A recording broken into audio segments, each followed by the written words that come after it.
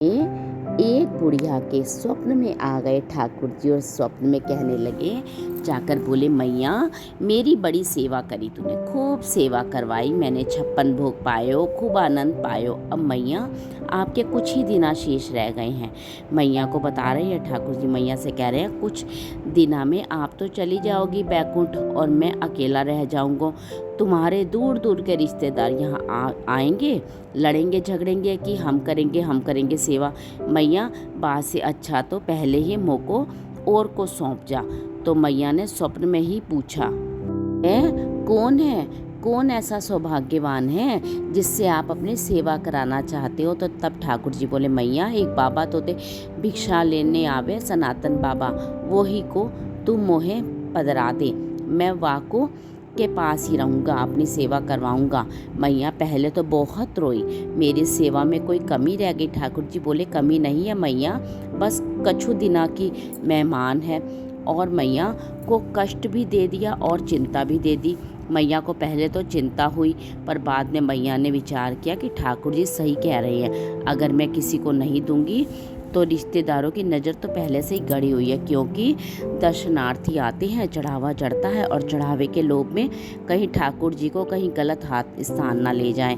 तो अगले दिन मैया श्रृंगार वगैरह किया, भोग लगाया, इतने में ही बाहर सनातन गोस्वामी आ गए भिक्षाम देही, भिक्षा लेने के लिए। तो मैया गई और रोते रोते बोली, बाबा कल रात में स्वप्न में ठाकुर जी आए और आकर के बोले, मुझको तो दे दो, अब तुम यही डटे रही हो, मैं ठाकुर जी को ला रही हूँ, उनको सब श्रृंगार सामग्री सब आपको ही दे रही हूँ, ठाकुर जी को ले जाओ, आप ही सेवा।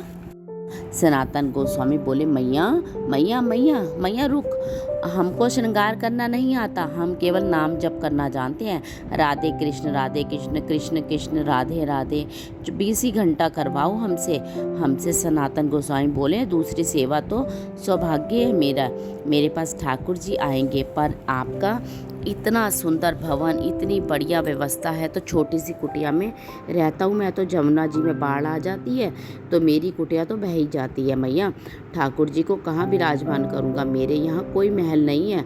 और तीसरी बात मैया, मैं तो 20 घंटा बस नाम जप करता रहता हूँ करके। ठाकुर जी तो सवेरे उठाना पड़े, उनको बाल भोग कराना पड़े, फिर राजभोग, फिर ब्यारू भोग, फिर श्रम भोग लगाओ, 8 बार तो ये भोजन करते हैं, मैं कैसे करूँगो इनकी सेवा। अच्छा, मुझे सेवा करने में दिक्कत नहीं है, मैं तो देखो 4 घंटा ही नियम से बाहर रहता हूँ, उसी में सेवा कर पाऊँगा। इनसे पूछ लो ये राजी है कि नहीं, व्यवस्थाएं ऐसी हैं, मेरे यहाँ रह पाएंगे कि नहीं। मैया बोली, आज मैं ठाकुर जी से बात करूँगी। रात में जैसे ही मैया सोई, स्वप्न में ठाकुर जी आ गए। क्या बात है मैया? बोली, बाबा के यहाँ तो घर अच्छा ना बनो भयो, भोजन की अच्छी व्यवस्था ना है, रसोई घर भी नहीं है, आप तो 8 बार भोग लगाते हो, व्यवस्था उनके यहाँ नहीं है, वो तो 4 घंटा ही नियम से बाहर रहते हैं, तभी आपकी सेवा कर सकते हैं। और हो सकता है मैं तो बढ़िया चार पोशाक बनाती हूँ, बाबा तो केवल एक कोपिन पिलाएंगे, आपको सर्दी पड़ेगी तो जरा पड़ेंगे, मैं तो आपके आगे अंगीठी रखती हूँ कोयला की, बाबा तो आपको कंबल उड़ा के बैठा देंगे, और बस बाढ़ आ गई तो ऐसे ही पेड़ के नीचे रहना पड़ो।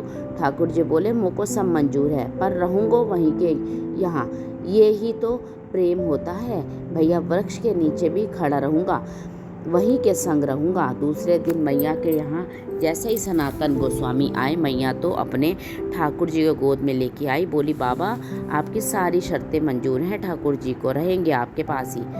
बाबा बोले, अच्छा लाओ दो। अब नेत्रों में आंसू भर रहे हैं कि बताओ, मैं चाह भी नहीं रहा तब भी ठाकुर जी स्वयं आ रहे हैं मेरे पास। भजन का बल है, अपने हृदय से लगा करके श्री मदन मोहन लाल जी को लेकर आए, नेत्रों से अश्रुधारा बह रही है। बोले, ठाकुर जी झोपड़ी से महलों में आते तो देखा था, पर महल से झोपड़ी में आते पहली बार देख रहा कि भी नहीं है बिठाने के लिए। नीचे फर्श पर गोबर का ऊंचा सा एक बना दिया चौखटा, उसी पे बैठा दिया ठाकुर जी को। सनातन गोस्वामी के हाथ पैर कांप रहे हैं। ठाकुर जी को कोई दिक्कत ना हो जाए। जल की व्यवस्था कर दी उनके सामने। बोले अब क्या भोग लगाऊं, मुझे तो कोई सब्जी भी बनानी नहीं आती है, मैं तो आटा लेकर आता हूँ, जल में मांड कर मोटा सा आटा टिक्कड़ बना करके और रज में नीचे भीतर रख देता हूँ। 2-2 दिन में उसी से निकाल कर पाता रहता हूँ। इनका कैसे भोग लगाऊं। मैं सनातन गोस्वामी जाते और जा कर के आटा लेकर आते। आटे में यमुना जल डालकर ना नमक ना कुछ, उसमें आटा मांडते, मोटा सा टिक्कड़ बना करके उसमें बढ़िया कंडों में उपलों में सेक करके बढ़िया टिक्कड़ बना करके ठाकुर जाके क्या के धर देते। जय जय ये ही पाहूँ मैं तो कहाँ। 5-5 प्रकार की सब्जियाँ, 3 प्रकार के मिष्ठान, 2 प्रकार की नमकीन, 2-2 प्रकार की रोटी पाने वाले आप ठाकुर जी अचानक से टिक्कड़ पर आ गए। आग में 4 दिनों तक ठाकुर जी को टिक्कड़ों का भोग लगा दिया और उसमें भी सनातन गोस्वामी ठाकुर जी को उठाते, भोग लगाते, फिर सुला देते और फिर अगला भोग 24 घंटे में लगेगा। 4 दिन बाद ठाकुर जी गोस्वामी जी के ध्यान में आए, नेत्र बंद करके जाप कर रहे थे। जैसे ही ठाकुर जी आए बोले जय जय आपकी सेवा तो बढ़िया चल रही है ना, कोई दिक्कत तो नहीं है, आप सुखी हो ना, आप आनंद में हो ना। ठाकुर जी बोले हाँ हाँ सब बढ़िया है, कोई दुखी नहीं हूँ मैं। सनातन स्वामी बोले पर जय जय आपकी आवाज़ जैसे ऐसे अजीब सी क्यों लग रही है, दबी सी। बोले वो 4 दिनों से रूखी टिक्कड़ खा रहे हैं ना, गले में इरज गए हैं, मतलब अटक गए हैं। और अरे जय जय मैं क्या करूँ, आज्ञा करो। बोले नेक नमक डाल दिया करो, नमक डाल करके जरा सा मार दिया करो, थोड़ा सा नेक स्वाद आ जाएगा। उससे सनातन स्वामी बोले पहले 40 साल से तो मैं केवल आटा ही पा रहा हूँ जय जय, मैं तो नमक कभी डाला ही नहीं, पर आपकी आज्ञा है तो ठीक है, कल से नमक ले आऊँगा। भिक्षा लेने गए, आटा लिया, आटा देकर मैया तो बेचारी चली गई भीतर। बोले सुनो थोड़ा नमक और दे दो। मैया बोली आ गया चटोरा, घर पे अभी तो नमक की क्या, अभी तो क्या क्या और आएगा तुम्हारे घर।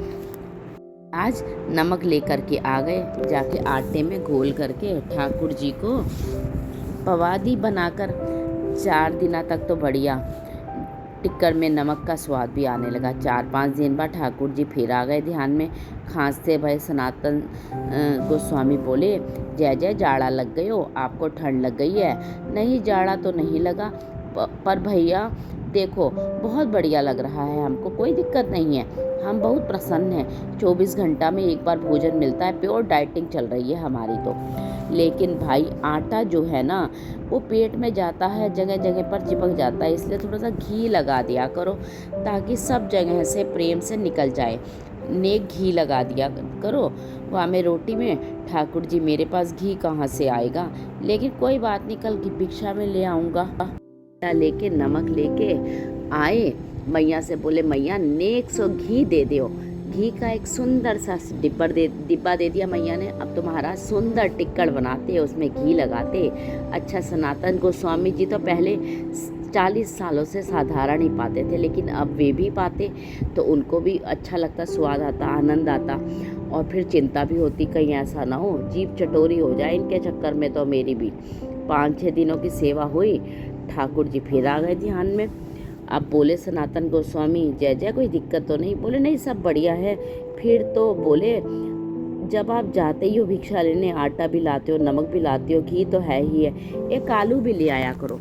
और जब टिक्कड़ सेकते हो तो उसमें धीमी आंच में बीच में आलू भी डाल दिया करो, भून जाए तो उसमें छील करके ऐसे मेंढ कर थोड़ा नमक डाल दिया करो। गोस्वामी जी बोले 6 दिन बाद कहोगे नींबू ले आओ, चीनी ले आओ, मालपुए बना दो, ला बनाओ। ठाकुर जी आप चलो, आपको वहीं छोड़ के आऊँ महलों में। वैसे ही माना, जैसे ही ठाकुर जी ने गोद में उठाया वापस ले जाने लगे, तैसे ही प्रत्यक्ष शाम सुंदर प्रकट हो गए, लिपट गए उनके साथ मदन मोहन। प्रकट होकर बोले मैं रूखी सूखी रोटी में ही राजी हूँ, पर जाऊँगा कहीं नहीं, रहूँगा तुम्हारे पास ही।